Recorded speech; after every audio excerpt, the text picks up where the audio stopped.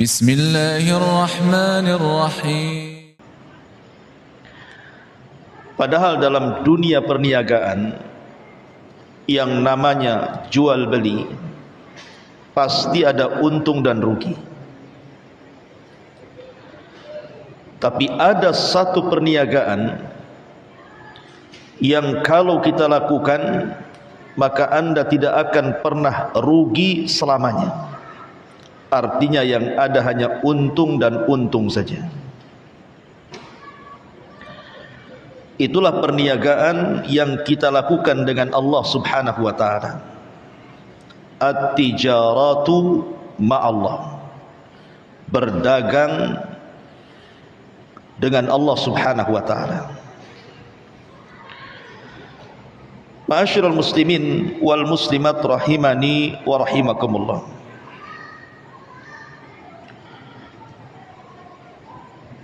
Para ulama mengatakan bahwa apabila seseorang berniaga atau berdagang dengan Allah Subhanahu wa taala, maka dipastikan kita akan mendapatkan untung yang berlipat ganda. Dan itu disebutkan dalam ayat Al-Qur'an surah Al-Baqarah ayat 245. Man dalladhi yuqridullaha qardan hasana fayudha'ifahu lahu ad'afan katsira. Maka siapapun yang berniaga dengan Allah Subhanahu wa taala dengan perniagaan yang baik, maka Allah Subhanahu wa taala akan lipat gandakan kepadanya keuntungan yang sangat banyak. Dan keuntungan yang kita raih dari Allah Subhanahu wa taala itu la hasra fi, tidak ada batas sama sekali. Ma'asyiral muslimin wal muslimat rahimani wa rahimakumullah. Saya akan sebutkan 4 ayat dalam perkara ini. Pertama, surah At-Taubah ayat 111. Yang kedua surah An-Nur ayat 36 sampai 38. Yang ketiga surah Shaf ayat 10 sampai 11. Dan yang terakhir surah Al-Fatir ayat 29 sampai 30. Ayat-ayat inilah yang menjelaskan kepada kita tentang perniagaan dengan Allah Subhanahu wa taala. Baik, kita akan baca surah At-Taubah ayat 111 dulu. Allah Subhanahu wa taala berfirman, Innallaha ashtara minal mu'minina anfusahum wa amwalahum bi anna lahumul jannah yuqatiluna fi sabilillah fayaqtuluna wa yuqtalun wa'dan alaihi haqqan fit taurati wal injili wal qur'an wa man awfa bi ahdihi minallah fastabshiru bi bai'ikumul ladzi bay'tum bih wa dzalika huwal fawzul 'adzim. Sesungguhnya Allah Subhanahu wa taala telah membeli dari orang-orang yang beriman baik diri mereka ataupun harta-harta mereka dengan memberikan sorga untuk mereka. Mereka berperang di jalan Allah sehingga mereka membunuh atau terbunuh sebagai janji yang benar dari Allah yang telah terdapat dalam Taurat, Injil dan Quran. Dan siapakah yang lebih menepati janjinya selain daripada Allah? Maka bergembiralah dengan jual beli yang telah kalian lakukan itu, yang demikian itu adalah kemenangan yang sangat-sangat besar. Perhatikan ayat ini, ikhwan. At-Taubah ayat 111 ini. Kita tahu bahwa pokok dalam jual beli itu harus ada 4 perkara. Pertama, harus ada yang menjual. Yang kedua, harus ada yang membeli. Yang ketiga, harus ada barang yang dijual belikan. Dan yang keempat, harus ada harga saat membeli. Inilah pokok jual beli namanya. Lah dalam ayat ini Allah Subhanahu wa taala diperankan sebagai pembeli. Siapa penjualnya? Orang-orang yang beriman. Lalu apa barang dagangannya? Diri-diri orang-orang yang beriman dan harta-harta orang yang beriman. Lalu apa harganya? Harganya adalah surga. Subhanallah. Makanya Allah mengatakan di sini, innallaha ashtara, sesungguhnya Allah telah membeli. Berarti posisi Allah di sini sebagai pembeli. Siapa penjualnya? Minal mu'minin, dari orang-orang yang beriman. Lalu apa yang dijual? Anfusahum wa amwalahum, diri-diri mereka dan harta-harta mereka. Lalu apa harga yang Allah berikan kepada kita? Bi anna lahumul jannah, bahwa mereka akan dihargai surga. Lihat bagaimana jual beli dengan Allah Subhanahu wa taala adalah jual beli yang tidak pernah ada ruginya. Yang mengherankan dari ayat ini, ikhwan, kita tahu bahwa harta kita dan badan kita ini milik siapa? Milik Allah. Badan saya, badan antum, harta saya, harta antum, atau harta semua manusia itu milik Allah. Tetapi Allah Subhanahu wa taala tetap membeli yang merupakan miliknya. Ini kan luar biasa, ikhwan. Seandainya kemudian saya titipkan sepeda motor kepada antum, kemudian saya katakan, saya belilah motor itu, padahal itu motor saya. Harganya berapa Ustaz? Saya kasih harga 1 miliar. Untung gak antum? Untunglah. Tak punya barang, barang orang diperjualbelikan, dapat uang, kan untung namanya. Itulah berjual beli dengan Allah Subhanahu wa taala. Diri kita ini milik Allah, harta kita milik Allah, tapi Allah beli yang merupakan miliknya. Kemudian Allah hargai lagi dengan surga. Yang lebih mengherankan dalam ayat ini, setelah Allah beri ataupun setelah Allah membeli jiwa kita dan harta kita dengan surga, Allah tidak mengambil jiwa dan harta kita, tetap harta dan jiwa itu ada pada diri kita. Agak luar biasa, ya. Itulah jual beli dengan Allah Subhanahu wa taala, ikhwan. Makanya Allah mengatakan, innallaha ashtara minal mu'minina anfusahum wa amwalahum bi anna lahumul jannah. Sesungguhnya Allah telah membeli dari orang-orang yang beriman, baik diri-diri mereka ataupun harta-harta mereka, dengan harga surga untuk mereka. Kemudian di ujung ayat Allah katakan apa? Waman aufa bi ahdihi minallah,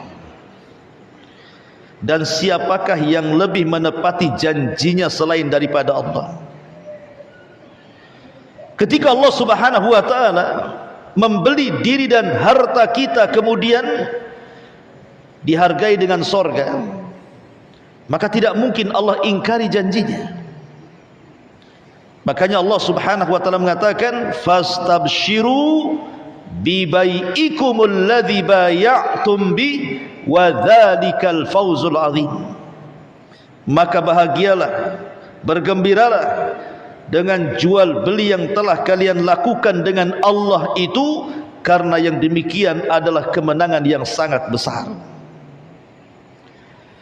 Ma'asyiral muslimin yang dimuliakan Allah Subhanahu wa taala, jual beli itu ada 3 macam.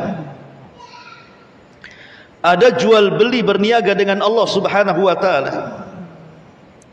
Ada jual beli berniaga dengan manusia, dan ada jual beli berniaga dengan syaitan. Saya ulang, ada orang yang berniaga dengan Allah, ada orang yang berniaga dengan manusia, dan ada yang berniaga dengan syaitan. Nabi SAW mengatakan dalam sebuah hadis yang dikeluarkan Imam Muslim,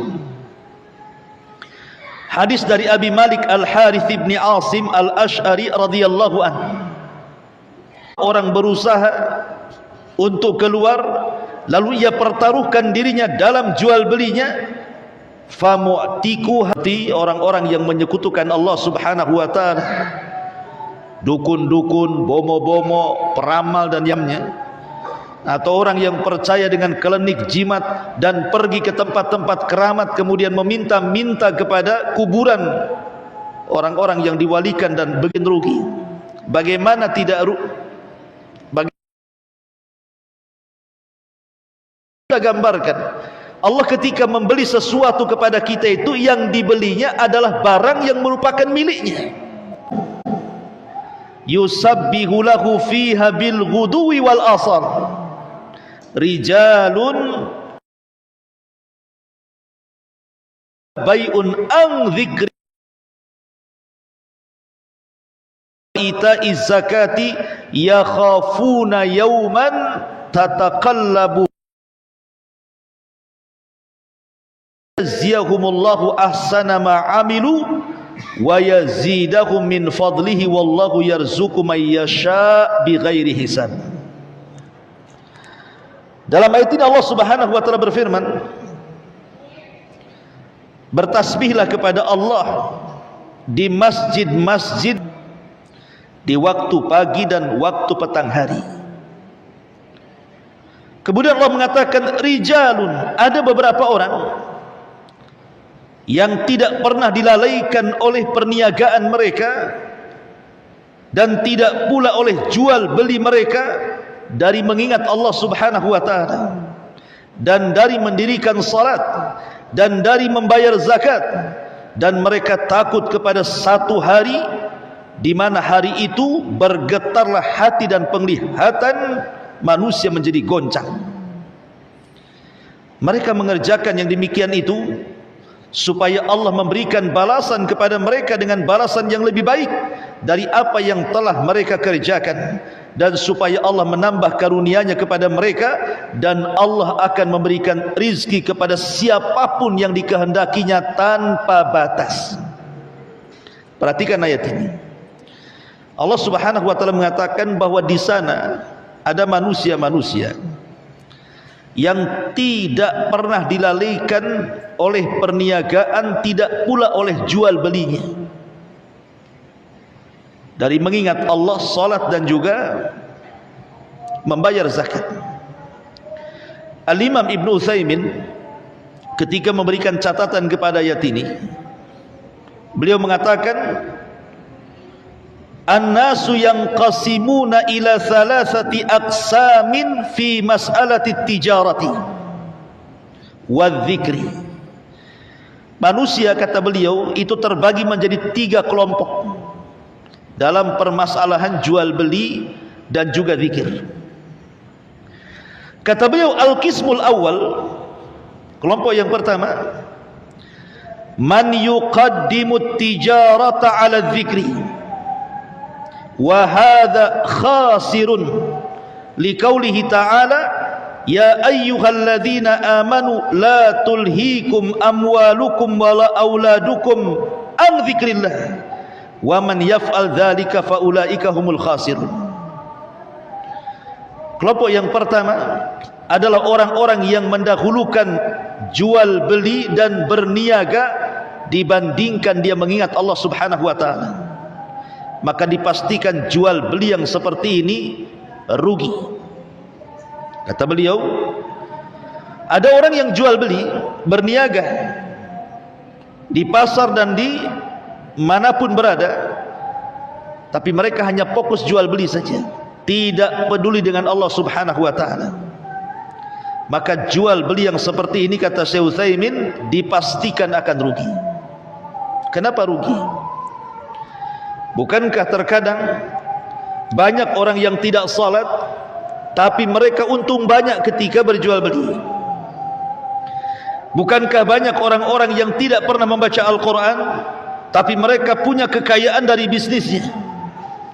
Rugi dari mana? Itu kan untung.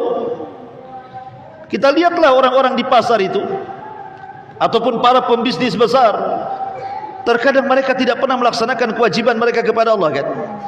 Tapi mereka bisa kaya. Rugi dari mana pertanyaannya? Maka kita jawab bahwa kenapa Syekh Utsaimin mengatakan mereka orang-orang yang rugi?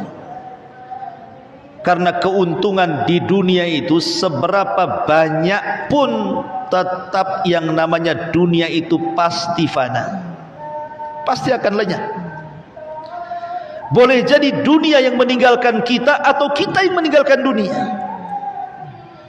Maksudnya dunia yang meninggalkan kita, boleh jadi mungkin datang bencana, entah tsunami, entah banjir, entah gempa, akhirnya meluluhlantakkan semua kekayaannya. Dunia bisa saja dalam sekejap meninggalkan kita.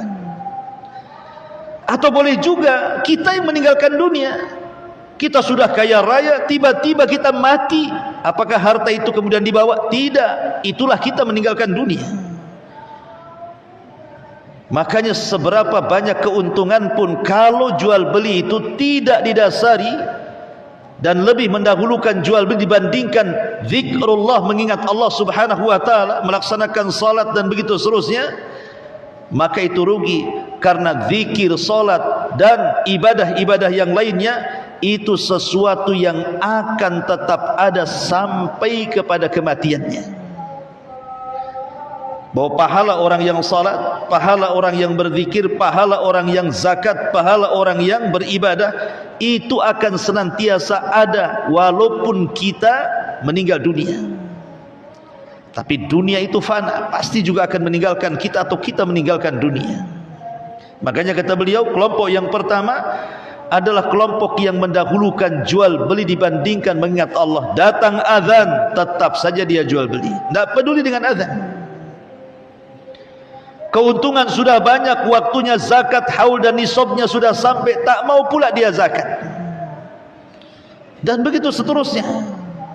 Makanya Allah mengatakan, wahai orang-orang yang beriman, janganlah melalaikan kalian harta kalian, anak kalian dari mengingat Allah. Barang siapa yang melakukan perkara itu, maka dia termasuk orang rugi. Ini kelompok yang pertama. Kelompok yang kedua, mallatul hihi tijaratu walal amwalu an dzikrillah fahadha rabihun walam yafuthu maluhu walam yafuthu dzikrullahi ata lihadha binasibihi walihadha binasibihi. Kata Syekh Utsaimin, kelompok yang kedua adalah orang-orang yang perniagaannya dan hartanya tidak melalaikan dari zikir kepada Allah. Waktunya datang solat, solat, dia tutup tokonya. Waktunya bayar zakat, dia bayar zakat. Waktunya dia belajar, dia belajar. Dia tidak mau mengganggu ibadah perniagaannya kepada manusia dengan perniagaannya kepada Allah Subhanahu wa taala. Dia seimbangkan tuh. Ia tetap bekerja, tapi tetap juga melaksanakan kewajiban ia kepada Allah Subhanahu wa taala. Maka orang seperti ini mendapatkan dua-duanya. Ya untung di dunia, untung di akhirat katanya. Tetapi yang lebih hebat lagi, kata Syekh Utsaimin, adalah yang ketiga. Dan dia adalah a'la min hadza. Kelompok yang paling tinggi dari yang pertama dan yang kedua, jadikan perniagaannya itu bagian daripada zikir kepada Allah. Dengan cara apa? Bihaitsu yuqsadu bihadhihi tijarati al-isti'anatu ala ta'ati rabbi wa ala badli amwalihi fima yarda rabbi. yang ia maksudkan dengan jual belinya, dia jadikan perniagaan dan jual belinya dalam rangka meminta pertolongan kepada Allah untuk mentaati Rabbnya, dan harta yang dikeluarkannya betul-betul dikeluarkan karena sesuai dengan keridhaan Rabbnya. Jadi niat jual beli dia itu memang karena Allah Subhanahu wa ta'ala. Seluruh keuntungan yang ia dapat itu diberikan kepada Allah. Dia hanya mengambil sedikit hanya untuk menopang kehidupannya saja. Setiap dapat untung, maka keuntungannya untuk membantu fuqara wal masakin, untuk membantu tempat-tempat ibadah, untuk membantu tempat-tempat dakwah dan sarana-sarananya, dan begitu seterusnya. Dan ini paling tinggi yang seperti ini. Jadi niat jual belinya itu memang keuntungannya 100% diberikan kepada Allah Subhanahu wa ta'ala. Dan itulah yang dilakukan para sahabat Nabi. Dan itu pula contoh dari Nabi SAW, orang yang tidak pernah takut kefakiran selamanya, selama itu di jalan Allah Subhanahu wa ta'ala. Ini ayat yang kedua. Kemudian ayat yang ketiga, surah As-Saff ayat 10 sampai 11. Allah Subhanahu wa ta'ala mengatakan, ya ayyuhalladzina amanu hal adullukum ala tijaratin tunjikum min adzabin alim. Tu'minun lan tabur, jual beli yang tidak akan pernah rugi selamanya. Pertama, beriman kepada Allah dan Rasulnya, dan yang kedua, berjihad di jalan Allah Subhanahu wa ta'ala dengan harta dan jiwanya. Adapun iman, iman itu adalah sebab kebahagiaan dunia akhirat, ikhwan. Orang-orang yang beriman, iman itu bisa mendatangkan kebahagiaan. Tapi sebaliknya orang-orang yang kufur itu akan mendapatkan kesempitan dunia mereka dan akhirat mereka. Karena iman itulah yang melapangkan dada manusia. Antum kalau beriman kepada Allah Subhanahu wa ta'ala akan tumbuh dari keimanan ini sifat tawakal, hanya menggantungkan diri kepada Allah. Akan tumbuh dari sifat iman ini al-khawfu minallah, hanya takut kepada Allah, hanya mengharap kepada Allah, hanya meminta pertolongan kepada Allah, dan begitu seterusnya. Jadi kalau iman itu sudah menghujam dalam dada manusia, dipastikan dadanya akan luas dan tidak akan sempit. Dengan itulah datang kebahagiaan. Contoh, ada orang susah, mungkin dia susah ekonomi, mungkin diuji oleh Allah Subhanahu wa ta'ala ekonominya, dipecat dari perusahaannya, atau diuji dengan kesehatannya, akhirnya badannya penuh dengan penyakit, bahkan boleh jadi penyakitnya parah, bahkan sampai terduduk dan tidak bisa jalan. Kalau orang-orang yang diuji ini tidak ada iman dalam hatinya, ikhwan, bisa saja mereka putus asa.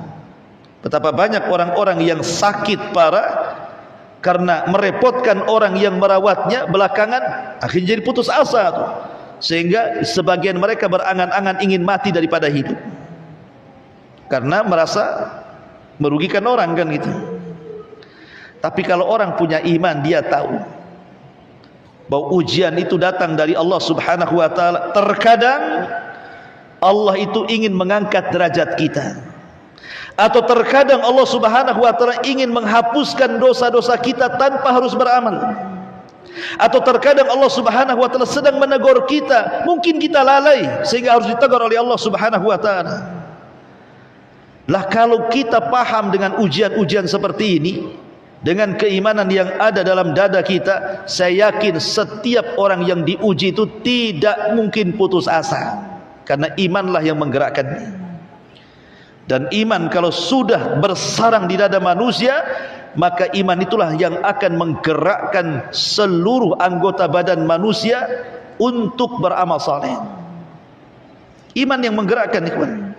Makanya dalam Quran itu, kalau Allah Subhanahu wa ta'ala menyebut amal soleh, mesti didahului dengan kalimat iman.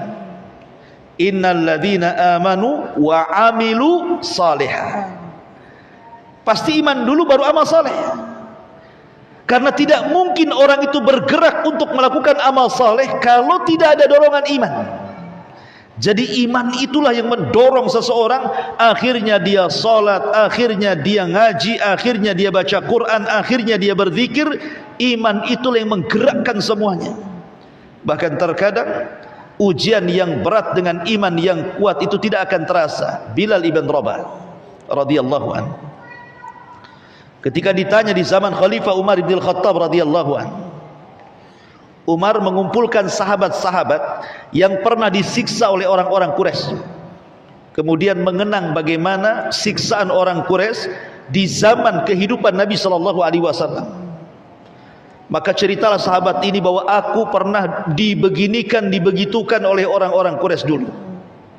Kemudian yang satunya bercerita, aku pun sama ini dan itu. Tiba-tiba giliran Bilal ibn Rabah bicara. Kemudian ada orang yang takjub dengan Bilal dan mengatakan, ya Bilal, tidak ada manusia disiksa lebih berat daripada siksaan orang Quraisy terhadap dirimu. Tapi kami menyaksikan seolah-olah keperitan siksaan itu tidak pernah engkau rasakan. Macam mana caranya? Bagaimana Bilal itu disiksa habis-habisan, yang mecut berhenti karena capek, tapi Bilal bin Rabah tidak pernah kemudian mengalah dan tetap lisannya mengatakan ahadul ahad, ahadul ahad, seolah-olah menikmati siksaan itu. Maka jawaban Bilal ibn Rabah radhiyallahu an, mungkin jawaban dia biasa-biasa saja, tapi bagi kita luar biasa, ikhwan. Apa kata Bilal? Kenapa aku tidak pernah merasakan siksaan orang-orang yang menyiksaku kala itu, kata Bilal? Karena aku campurkan halawatul iman bimararatil adzab. Aku coba mencampur adukkan antara manisnya keimanan dan peritnya siksaan. Rupanya manisnya keimanan itu melupakan peritnya siksaan, kata Bilal. Itulah buah daripada iman kepada Allah subhanahu wa ta'ala, ikhwan. Kalau masih punya iman yang kuat, ujian apapun bisa dilewati bagi dia. Makanya kenapa Nabi SAW sampai mengatakan ajaban li amril mu'min, katanya. Sungguh mengherankan perkaranya orang-orang yang beriman itu. In asabathu dharra sabara fakana khairan lahu. Kalau ditimpa musibah kepada orang-orang yang beriman, dia bisa sabar. Wa in asabathu syarra syakara fakana khairan lahu. Dan kalau ditimpa sebuah nikmat karunia, kebahagiaan, dia pun mampu bersyukur, dan dua-duanya baik bagi seorang yang beriman, kata Rasul. Baik ditimpa musibah, dia bisa bersabar. Baik diberikan nikmat, dia bisa bersyukur. Dua-duanya baik bagi orang yang beriman. Tapi kenyataannya kan tidak demikian, kan? Kita ini merasa baik kalau dikasih nikmat. Nah, baru baik hidup saya. Alhamdulillah, senang. Gaji besar, rumah besar, kendaraan mewah, mau ke mall pun tinggal belanja, istri solehah, senang. Giliran dia sakit, ngeluh dia. Aduh sakit, tak tahu, pinjam uang pun gak ada yang kasih. Mau ke rumah sakit gimana, pokoknya ngeluh aja hidupnya, kan? Tapi orang yang beriman tidak. Ketika ditimpa musibah dia sabar, ketika diberikan nikmat dia bersyukur. Dua-duanya